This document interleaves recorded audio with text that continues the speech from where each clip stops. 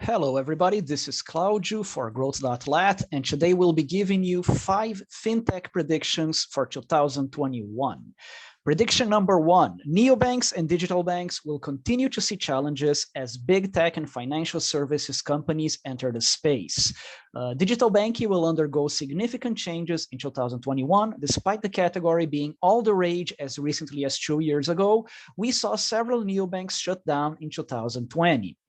That's when it became obvious that general consumers were unimpressed with digital banking platforms and their perceived limitations, instead preferring traditional banks' broad array of services and reputational confidence, says Rich Silverman, founder and president of RTS Strategic Communications, an advisory firm that specializes in traditional banking and fintech companies. Basically, what happened is a lot of new banks showed up in 2020, 2021. They offered a lot, but they failed to deliver, and so they shut down.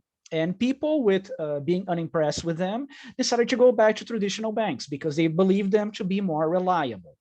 However, simultaneously, several platforms based on specific groups' unique financial services challenges were launched. This included Tenth, Greenwood, PayBuy that catered to the Black and Latinx communities, and Daylight for the LGBTQ+. Each of these firms, they seem to understand, to comprehend better the financial needs of their publics and why these specific groups sought to walk away from traditional banks.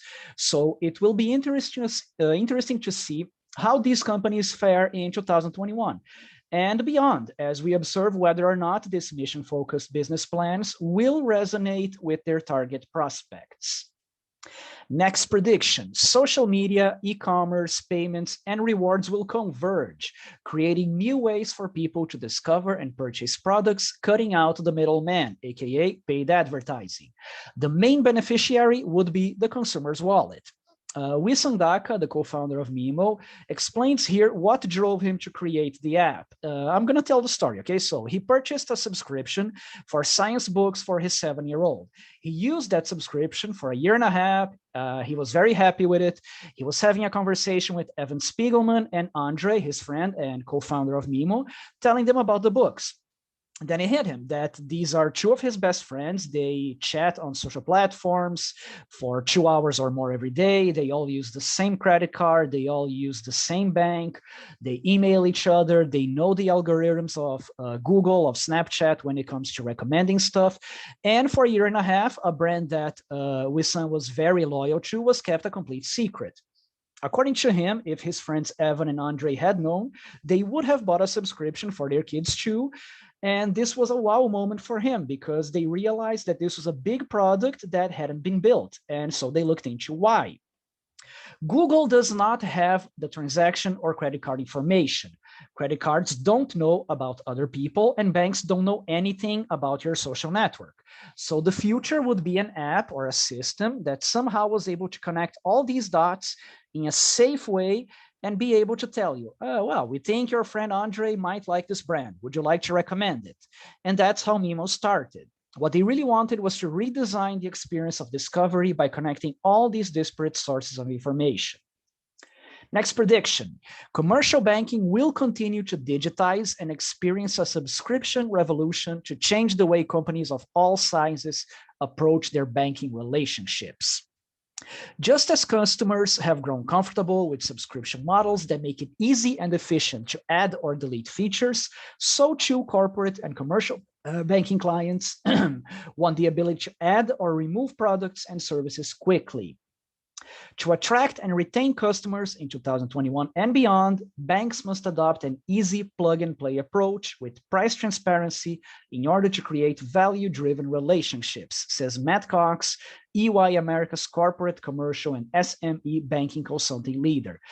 Basically, this probably happened to everyone, to somebody you know. You open a bank account and you have to pay a monthly fee, and sometimes you don't even know what you're paying for. You don't know if the services that are being made available to you are the services you need, if you have a service that you're paying for and that you will never use. So the idea of creating a system of plug and play where you can select specifically what services you want because you really need them, creating a transparency on how much you pay. It's a big possibility. It's something that's happening and that will continue happening in the years to come. Next prediction. The number of fintech unicorns is set to grow, despite many analysts' belief that the overall number will decrease.